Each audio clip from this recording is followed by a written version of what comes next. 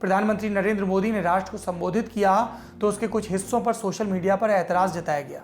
सबसे बड़ी बहस खड़ी हुई पीएम के उस दावे के इर्द गिर्द जिसमें उन्होंने कहा कि कोरोना का संकट आने से पहले भारत में पीपीई किट्स नहीं बनती थी, अब 2 लाख प्रतिदिन बनने लगी हैं। कोरोना महामारी, उसने हमें ये 3 अक्षर हटा दिए हैं। पीपीई क्या अर्थ है? Personal protective equipment. आसान भाषा में कहें तो व्यक्ति को सुरक्षा देने में काम आने वाला साजो सामान। इस किट में 6-8 चीजें शामिल होती हैं। पहला बॉडी सूट, कवरऑल भी कहा जाता है इसको। दूसरा शू कवर। तीसरा नाइट्रोइल ग्लव्स, विशेष तरह के दस्ताने जो बेहतर सुरक्षा देते हैं। चौथा 3 प्लाई मास्क, ये साधारण सर्जिकल मास्क है। 5वां फेस शील्ड, ये चेहरा ढकता है ताकि छींटे चेहरे पर ना आए। 6वां है N95 या KN95 मास्क। 7वां डिस्पोजेबल बैग और 8वां हैंड सैनिटाइजर। पहली 6 चीजें पहनी जाने वाली किट का हिस्सा है। डिस्पोजेबल बैग किट के इस्तेमाल के बाद उसे फेंकने के काम आता है, क्योंकि किट एक इस्तेमाल के बाद प्रदूषित मानी जाती है, इसलिए किट के साथ आए मजबूत बैग में रखकर इसे अस्पताल के कचरे में डाला जाता है। और हैंड सैनिटाइजर तो हम सब जानते हैं, हाथ साफ करने के काम आता है। तो क्या भारत में कोरोना से पहले पीपीई किट बनती ही नहीं थी? 100% एक्यूरेसी के साथ इसका जवाब हाँ या ना में नहीं दिया जा सकता। क्यों? हम आपको समझाते हैं। जिन चीजों का आपने ऊपर जिक्र सुना उनमें अलग अलग चीजों का इस्तेमाल भारत में होता आया है। एक बात और बता दें आपको, HIV और कोरोना अलग अलग तरह के संक्रमण हैं, इसलिए इनकी किट भी अलग अलग तरह की होती है।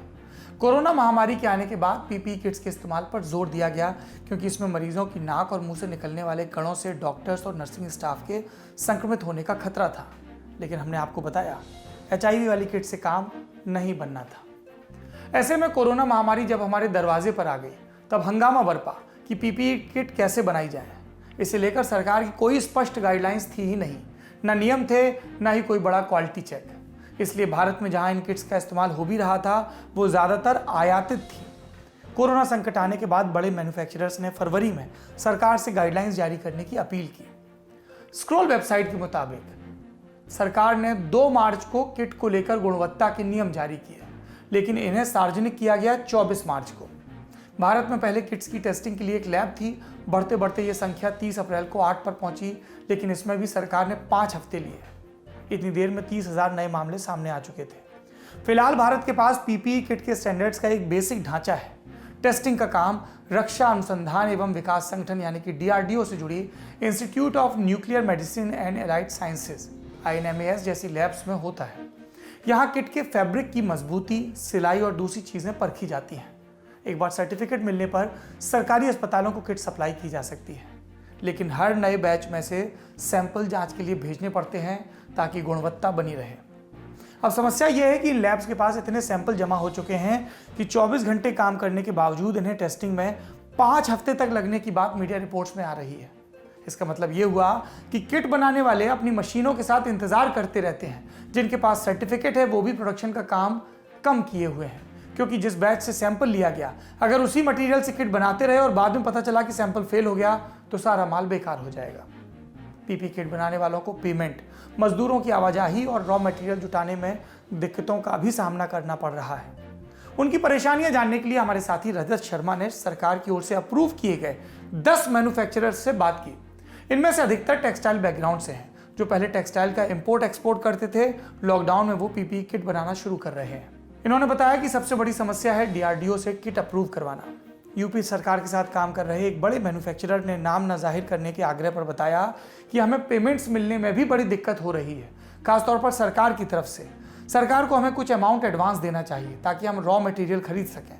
हर घंटे कोरोना बढ़ रहा है, हमें भी तैयारी बढ़ानी होगी, लेकिन अगर सरकारी व्यवस्था में पैसा अटकेगा तो हमारे लिए काम करना असंभव हो जाएगा। कोरोना से पहले टेक्सटाइल एक्सपोर्ट करने वाले नोएडा के एक व्यापारी का कहना है कि उनकी किट DRDO से 27 अप्रैल को अप्रूव हो गई, लेकिन आज 15 दिन बीत जाने के बाद भी प्रोडक्शन शुरू नहीं कर पाए। पहले प्रशासन के लॉकडाउन के चलते फैक्ट्री नहीं खुलने दी गई, अब लेबर नहीं मिल रहा, मजदूर आते भी हैं तो रास्ते में पुलिस पीटती है। सरकार को इसका भी ख्याल करना चाहिए। फरीदाबाद में पीपीई किट बना रहे एक और उत्पादक ने बताया, लॉकडाउन सिर्फ 4 घंटे पहले बताकर लागू कर दिया गया।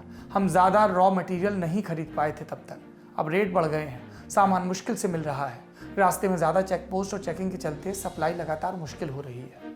मेरठ में पीपीई किट बना रहे एक उत्पादक ने बताया कि सरकार के पास पहले कोई फ्रेमवर्क नहीं था, अब बनाया है तो सरकार बड़ी जल्दी संशोधन कर रही है। नया मटेरियल पर काम करने के लिए दोबारा टेस्टिंग करवानी होती है, जो लंबा काम है। बेहतर यही होगा कि सरकार कुछ दिन का समय लेकर गाइडलाइंस स्पष्ट बना दे ताकि खराब पीपीई किट ना बने।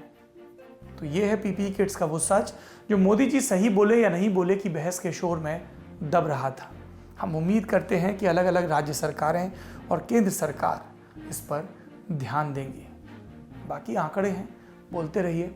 ज़मीन पर वो आंकड़े एक इंसान, एक जिंदगी, एक आशंकित मौत इसके रूप में नजर आते हैं।